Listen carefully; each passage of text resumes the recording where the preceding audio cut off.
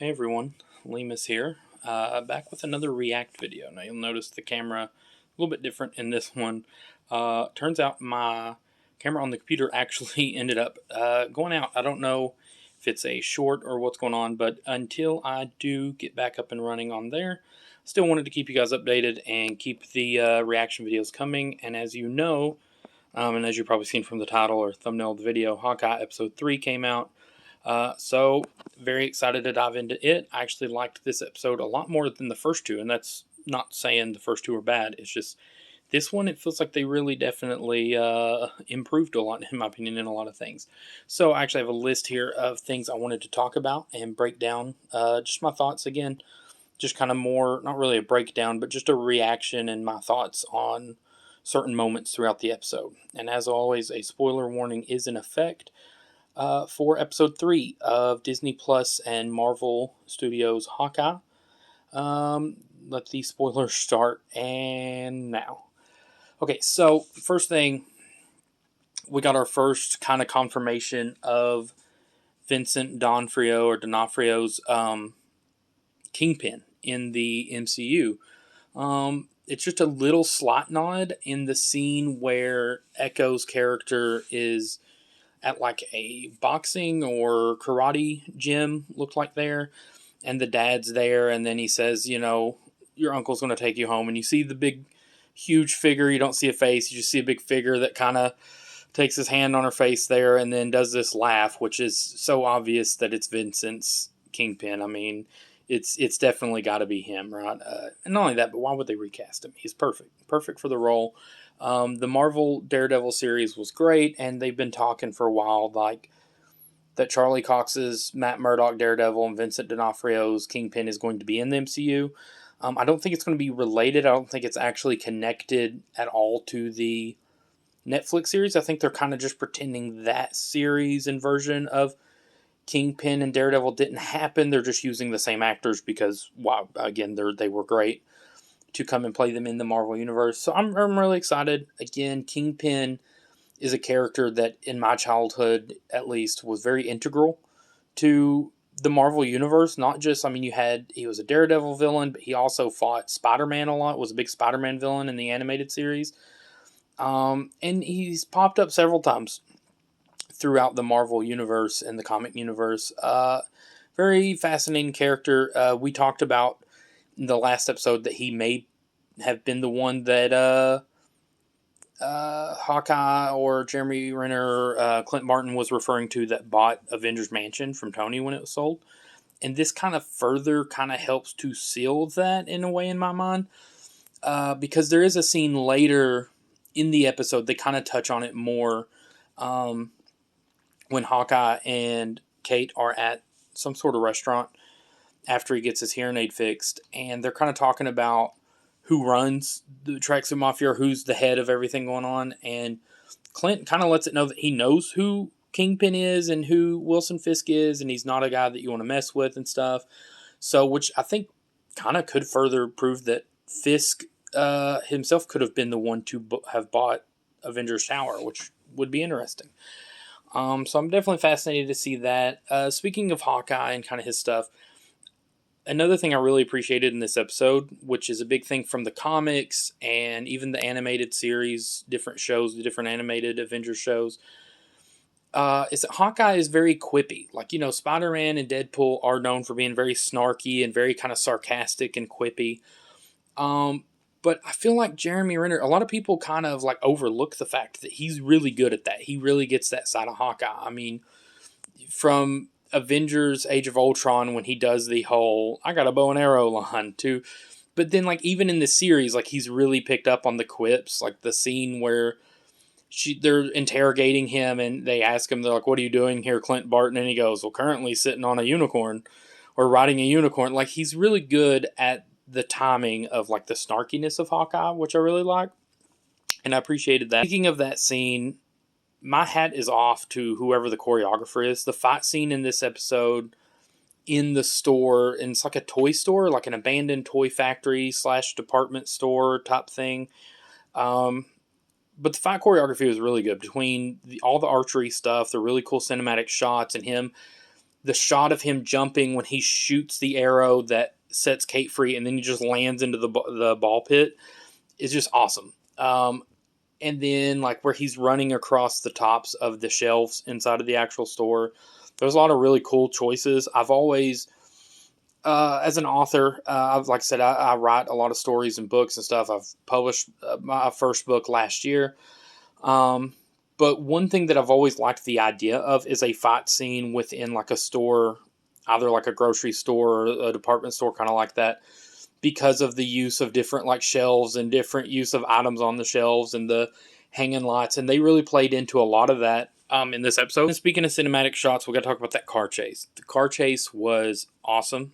It was, again, cinematically, some of the choices when they first start the car chase, and a lot of the camera shots are from inside of the car, and you're seeing swinging around, and your vision is out the window like you're a passenger in the car. It kind of makes you feel like you're in the back seat watching everything going on in this car chase. It brings you along for the ride, literally. And I respect that. I really liked that choice. I felt like on a cinematography kind of view. I liked they played up, speaking of the car chase, they really played up a lot more Christmas stuff. I mean, they really hammered home with the Christmas music, playing Dance of the Sugar Plum Fairies and Nutcracker stuff. And then they played some other Christmas music and songs. And there's the whole scene, which is actually a really sad scene, where he's talking to his kid about being home for Christmas. But I feel like they did a good job of really playing that up, which, again, I really appreciate and really respect. It still has a very Die Hard kind of vibes to me. Die Hard set in the MCU, and I really appreciate that and respect that. I think that's really cool that they're sticking with that. More Lucky the Pizza Dog. He actually gets the name Pizza Dog in this episode, which, how do you not love it? I mean, and the smile that he does, I mean, he's adorable. Who doesn't love Lucky the Pizza Dog? He's the star of the show. On two things I was going to talk about for this episode, my big takeaways was the obviously the big tease at the end is Jack, or her stepdad, or future stepdad, I guess, aka the swordsman from the comics, from Marvel Comics, shows up and is holding Clint at sword point with his own former sword when he was Ronin. A lot of good Ronin kind of stuff in this references. But yeah, I just want to talk about, like, not just in this episode, but even the last episode. I'm a fan of this dude. I'm a big swords fan. And I talked about last time, like, I have a small swords collection myself that is ongoing, growing. So I gotta respect a bit of sword envy for Jack's collection. I gotta respect it, including he's got the Ronin sword now, but also in the comics where he has like kind of a connection to Hawkeye, or a lot of connection to Hawkeye, I guess. I'm really excited to see where they kind of take that, where this is going to go, where this is headed. And speaking of that, there's a lot of conspiracies, I guess you could say, or thoughts on where it's going to go in the future. Like, definitely, I think Kingpin's going to come in and play a more integral role. I do think they're going to make some kind of deeper connection with Clint and the swordsman. And possibly, I think he's going to come around to kind of being like an anti-hero to help them out at the end. And possibly even Echo, because I know she's got her own series set up on Disney Plus, and I know in the comics she becomes sort of an anti-hero in the future, so that's possible. If they tease Daredevil, would be nice. I don't know if that'll happen in this, since there's rumors that he may be in Spider-Man and some other shows, but if they teased Daredevil, would be kind of cool. Like, if they did like at the end of this series or whatever, to set up for the Echo series, maybe it's her talking to Kingpin after the whole Hawkeye thing goes down, and then he's kind of like, well, I have another assignment for you. I've got this other guy that's been bothering me or causing me problems. I want you to go take him out, and kind of lead into setting up that would be cool. As far as in Hawkeye, I definitely think the my predictions. These are going to be my predictions. My predictions is the Echo thing will end possibly with either her setting up to want to take down Kingpin, or Kingpin setting her up to go take on Matt Murdock, aka Daredevil. I think the swordsman is going to get recruited by Valentina for like Dark Avengers, that kind of anti-hero group she's putting together, possibly. And I think, obviously, what's her name? Kate Bishop's going to be set up for Young Avengers.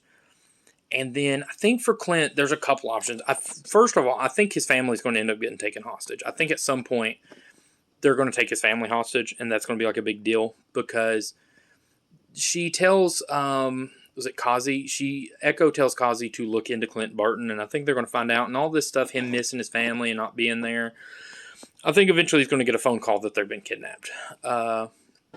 And it's going to be a hostage situation. Now, I think there's a lot of rumors that he may die at the end of the series. I don't know for sure if that's the case, just because I still feel like there's got to be some kind of interaction or some kind of setup between him and Yelena from the end of the Black Widow end credit scene that set up that she's going to be hunting him down. Now, again, it could end with them two meeting or fighting or something.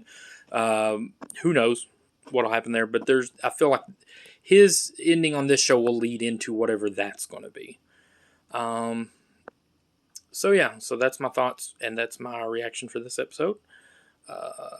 Stay tuned for more. I think there's 6 episodes this series, so I think we've just got 3 episodes left now, which is interesting. We're officially halfway through, which this was a good halfway through episode. So stay tuned, and be sure to like, comment, subscribe, and share. And thank you guys for watching.